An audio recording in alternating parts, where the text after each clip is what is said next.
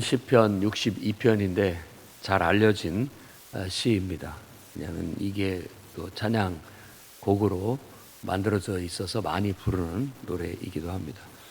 나의 영혼이 잠잠히 하나님만 바라며 가만히 하나님을 차분히 하나님만 믿고 의지하고 하나님만 바라는 그런 어떤 신앙인의 그런 고뇌에 찬 모습을 볼 수가 있습니다. 그러니까 인생이라는 것 자체가 우리는 그렇게 얘기합니다. 성경이 우리에게 가르치는 사상은 인생은 뭔가 잘못되어 있다, 병들었다. 그러니까 일반 인문학자들이나 그냥 그 학문하는 이성을 가진 사람은 그냥 자연이다, 이게 그냥 자연의 섭리다라고 얘기를 해요. 생로병사, 그냥 사람이 태어나서 죽고 고생하다가 죽는 거, 그리고 만물이 봄, 여름, 가을을 이렇게 돌아가고 뭐 이런 모든 것들이 그냥 자연이다. 그냥 이건 그냥 순리다. 이렇게 받아들이지만 우리는 이건 정상이 아니다라고 봅니다. 성경이 말하는 바예요. 뭔가가 병들었고 뭔가가 지금 잘못됐다. 그래서 그 병든 상태, 잘못된 상태, 이걸 우리가 죄라고 얘기하는 거예요. 죄가 죄 가운데 빠져 있다. 죄가 왕노릇하고 있다. 그렇게 말을 합니다. 그리고 또 다른 표현으로 온 세상이 이 저주 아래에 있다. 뭐 이렇게도 볼 수 있는 것이죠. 그러니까 뭔가가 죄로 말미암아서 세상이 그 죄의 결과로 저주 아래에 있다. 그래서 평생 쉬지 못하고 쫓기듯 살아가고 또 수고하고 늘 마음에는 근심 걱정이 있고 염려하는 그런 게 있는 거예요. 그래서 오늘 시에서도 말하는 것이 딱히 어떤 원수가 어떤 특정한 대상이라기보다도 그냥 우리가 살면서 경험하는 그런 어려움들, 우리를 힘들게 하는 그런 모든 요소들과 관련이 있다고도 볼 수가 있습니다. 그러니까 누구도 그런 게 없는 사람은 없다. 그런 마음으로 늘 세상을 대하고 있고 인생을 대하고 있다라는 거예요. 근데 이럴 때 우리가 세상이 참 야속하기도 하고 인생이 나를 속이는 것 같기도 하고 인생이 나한테 왜 이러느냐라고 막 그런 원망도 찾아오고 몸은 피곤하고 마음은 지치고 늘 힘겹게 이렇게 살아가는데 가까이 있는 사람도 별 도움이 안 되죠. 도움이 별로 안 되죠. 글쎄요, 뭐가 우리한테 도움이 될지 큰 돈벼락이라도 떨어진다면 문제가 좀 해결이 되려나 또 어떤 담대함을 얻으려나 그런 생각들을 하면서 세상 사람들은 살아갑니다. 근데 하나님을 사랑하고 또 하나님의 임재가 있는 사람들, 늘 하나님이 내 안에 계시고 늘 그분 때문에 내 마음이 항상 만족스럽고 기쁘고 또 그분과의 영적인 소통을 끊임없이 이어나가고 늘 그분께 감사하는 마음으로 하루하루를 그렇게 대하는 사람이라면 흔들리지 않는다. 그래서 오늘 여기서 우리에게 가르치고 있는 신앙심은 내 영혼이 늘 하나님을 바랄 때 우리는 흔들리지 않는다. 늘 하나님의 임재를 구하고, 그러니까 이게 그 상태를 유지하는 게 뭐 쉽지 않죠. 그러나 터득한 사람한테는 또 익숙해져서 쉬워질 수도 있겠고. 그래서 그것을 저는 이렇게 느껴집니다. 은유적으로 줄타기와 같아요. 줄타기. 하나님만 바라고 하나님만 의지하는 것이 줄타기 같아요. 그냥 쉽게 편하게 할 수 있는 건 아니지만 어느 순간에 거기에 익숙해지면 이제 그게 편안한 것이 되는 것이죠. 우리가 항상 똑바로 걸어가야 되는데 그러지 못하면은 또 나도 모르게 사람을 의지하고 있고 또 나도 모르게 물질을 의지하고 있고 나도 모르게 또 다른 것들을 이렇게 의지하려고 하는 그런 게 있어요. 그러다가 실망하기도 하고 그러다가 또 마음이 상하기도 하고 뭐 기쁠 때도 있지만 그런 일들의 반복입니다. 그러면은 우리는 하나님 앞에 쪼르르 와서 또 주님만 바라봅니다. 하나님만이 나의 반석이시고 하나님만이 나의 구원이시고 하나님이 나의 요새십니다. 하나님만이 나의 피난처이십니다. 나의 피난처 되시는 하나님 앞에 나와 또 그분을 의지하고 그분께 신뢰하고 그분을 통해서도 내 마음의 기쁨을 끌어올리고 샘물 솟아나듯 솟아나는 기쁨을 또 끌어올리고 또 하나님 앞에 계속 신세 타령을 하든 원망을 하든 불평을 하든 그분과 소통한다는 그 자체는 좋은 거예요. 그게 은혜고 그게 축복이에요. 그게 우리의 기쁨이기도 하고 또 소통하다 보면 부정적이었던 마음, 우울했던 마음들이 어느 순간 다 날아가 버리고 하나님의 임재가 강력하게 느껴지면서 그 속에서 다시 또 평안함과 기쁨과 감사가 솟아나게 된다라는 거예요. 그렇기 때문에 여러분 인생이 여러분을 속이는 것 같이 힘들게 힘겹게 찾아오더라도 또 내가 바라는 것처럼 펼쳐지지 않아도 그 앞에서 여러분 흔들리지 마시고 하나님만 바라보고 하나님만을 통해서 기쁨의 근원을 삼으시고 하나님만을 여러분 인생의 동반자로 생각하시고 그 하나님을 통해서 그 하나님께 늘 감사하는 마음으로 그렇게 우리에게 주어진 인생을 대하고 살아가기를 바랍니다. 그게 신앙이에요. 그게 우리에게 하나님이 가르치시는 삶을 살아가는 방식입니다. 그러면 흔들리지 않습니다. 누가 뭐래도 누군가가 시로 말했던 것처럼 홀로 서기를 이룰 수가 있어요. 홀로 설 수가 있습니다. 나 혼자가 아니에요. 혼자 서는 게 아닙니다. 나의 반석이신 그분 위에 내가 서 있는 거예요. 그분 위에. 그러면 누구도 우리를 무너뜨릴 수 없고 또 나는 어떤 것도 무너뜨릴 수가 없는 그런 철옹성과 같은 강인한 인생, 강인한 한 인간의 존재, 구원받은 한 인간이 되게 되는 겁니다. 자, 3절, 4절 말씀도 참 좋습니다. 넘어지는 담과 흔들리는 울타리 같은 사람을 너희가 공격하기를 언제까지 하려느냐. 일제히 죽이려고. 서로 인생살이를 살면서 서로가 사람들을 대하는 태도가 어쩌면 이럴지 몰라요. 그리고 우리의 인생의 실존이라는 게 넘어지는 담 같고 흔들리는 울타리 같아요. 가련하죠. 불쌍해요. 불쌍해요. 그런 인생들끼리 서로 죽이려고 하고 서로 무너뜨리려고 하고 우리가 그렇게 살 필요는 없지 않느냐. 그런 어떤 걸 바라보면서 슬픔을 느끼고 있어요. 야, 정말 슬프다. 슬프다. 서로 불쌍한 인간들끼리 서로 의지하고 사는 것이 최고인데 그러지는 못할 망정 아니 가만 냅둬도 쓰러질 것 같은 나를 왜 건드려가지고 죽이려고 하느냐라고 그렇게 지금 노래하고 있습니다. 그러니까 가만 보면 사람들이 참 거짓되다. 겉으로 입으로는 축복을 얘기하면서 속으로는 막 나를 저주하는 거예요. 죽어라 죽어라. 그런 것처럼 느껴지는 거예요. 지금 이 다윗이 이 시인이 인생에 대해서 느끼는 바예요.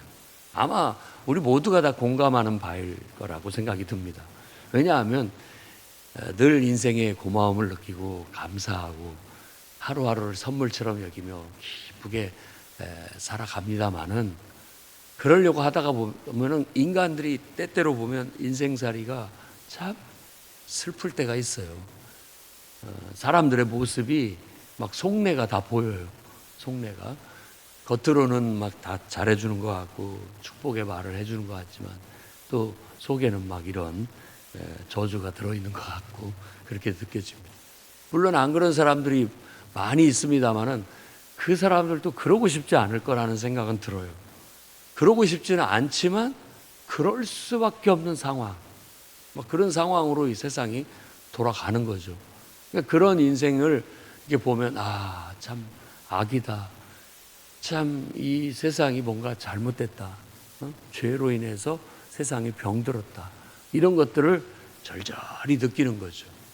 나도 그 중에 한 사람이고 우리 모두가 다 똑같이 이렇게 다 연약하구나.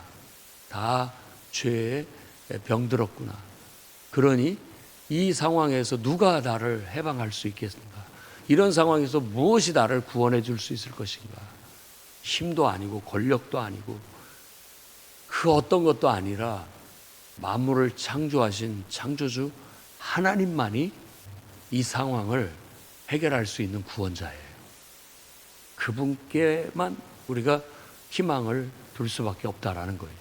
그래서 우리는 오늘 또 하나님 앞에 나와 하나님을 예배하면서 주여 속히 오시옵소서, 주의 이름을 불러 기도하는 이곳에 당신의 그 위엄, 권능으로 임재하시어 정의를 바로잡아 주시고 악을 제거해 주시고 하나님이 약속하신 말씀대로 우리에게 하나님 나라를 허락하여 주시옵소서라고 기도하는 게 우리의 어떻게 보면 유일한 소망이라고 할 수 있고, 그것 자체가 우리의 삶의 든든한 반석이고 요새가 될 수 있다라는 겁니다.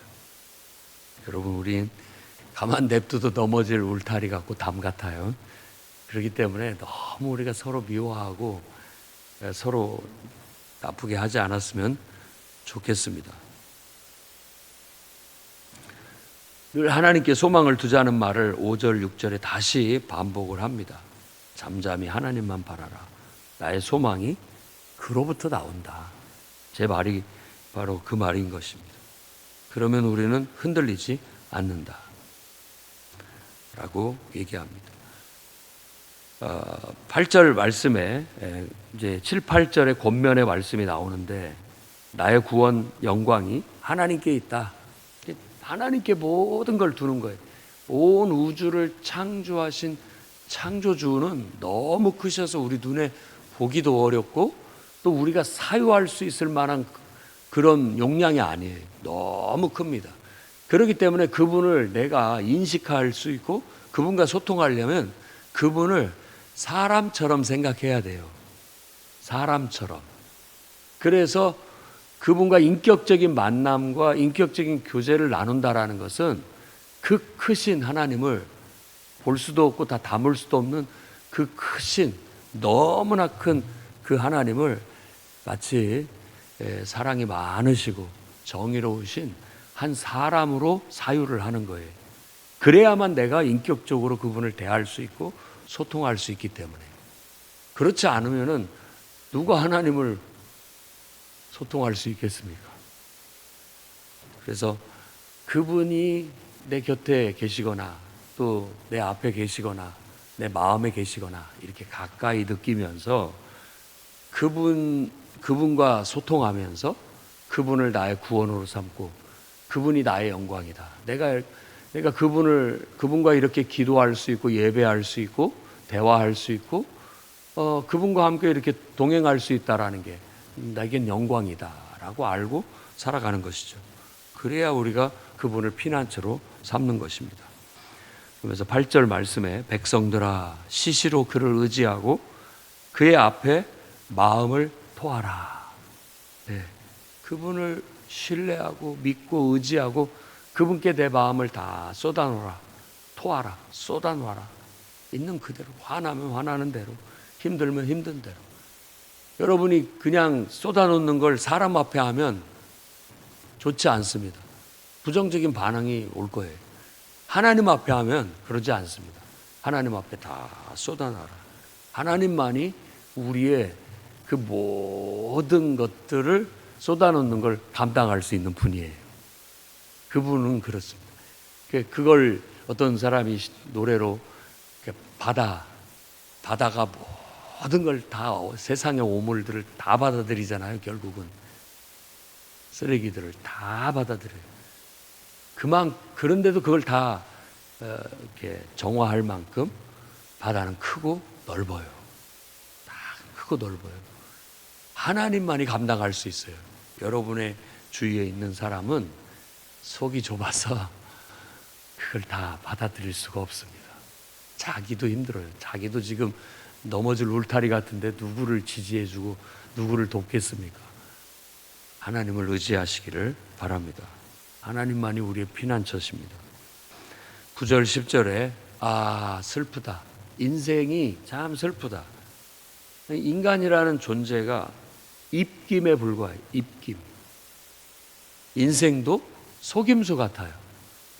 이게 뭐냐면 그냥 한낱 그냥 잠깐 보이다 없어지는 것과 같다 이 말이에요. 속임수 같다라는 것이 그냥 내가 사는 것인지, 어떤 사람이 꿈 꿨는데 나비가 돼서 여행하는 꿈을 꿨다죠. 내가 그 사람이 딱 깨어나자마자 느끼고 하는 말이 뭐냐, 나비가 내 꿈을 꾸는 건지 내가 나비 꿈을 꾸는 건지 헷갈린다 라고 말한 것처럼 꿈결 같아요. 인생이 한순간이라는 말이기도 하고 더덥다, 허망하다 이런 의미가 되겠죠. 저울에 달아봤더니 입김보다도 가볍더라 우리네 인생이. 그만큼 아무것도 아니다, 너무 그렇게 아등바등 살 것은 아니다. 포악을 의지하지 마라. 힘, 폭력 의지하지 마라. 그리고 탈취한 것으로 허망하여지지 마라. 탈취한 것으로 허망하여지지 마라. 여러분, 우리가 우리 힘으로 떳떳하게 돈을 버는 것 같지만 잘 사는 사람들이 자기 능력껏 이렇게 돈을 벌어 사는 것 같지만 어떤 의미에서는 탈취하는 겁니다. 어떤 의미에서는 탈취하는 거예요. 내가 더 많이 가졌다고 막 좋아하잖아요. 남이 가질 것을 내가 가진 것일 수도 있는 거예요. 그렇기 때문에 늘 겸허한 마음을 가지고 하나님이 나에게 재물 얻을 능력을 주셔서 남이 가질 것들을 내가 다 차지하게 했을 때 우린 좀 약간의 세상에 대한 고마움과 미안함을 가질 필요가 있습니다. 그렇다고 해서 비굴해지라는 말이에요. 그렇기 때문에 배포 있게 그런 것들을 좀 나눌 수 있어야 된다 이런 얘기예요. 그런 사람들한테 배려해 줄 수 있는 마음을 가져야 됩니다. 내 힘으로 벌었다고 다 내 것이라고 생각하지 말고 일부는 하나님의 것이고 일부는 다른 사람의 것이고 나머지만이 내 것이다 라는 그런 성경적인 가치관, 재물관을 가질 필요가 있습니다. 재물이 들어도 그것에 마음 두지 마라. 하나님이 나에게 많이 맡겨주셨다는 것은 나를 통해서 하나님이 분배하시겠다는 뜻, 나를 통해서 사용하시겠다는 뜻이다. 하나님이 이걸 위해서 쓰라고 해주셨구나 라고 그런 마음을 가져야 이 재물이 들어도 그것에 다 마음 두지 않는 거예요. 쌓아놓고 내가 이만큼 쌓았다 쓰다듬고 그거 좋아하면 뭔 소용이 있습니까? 그런 건 어리석은 슬픈 인생일 뿐인 것이죠.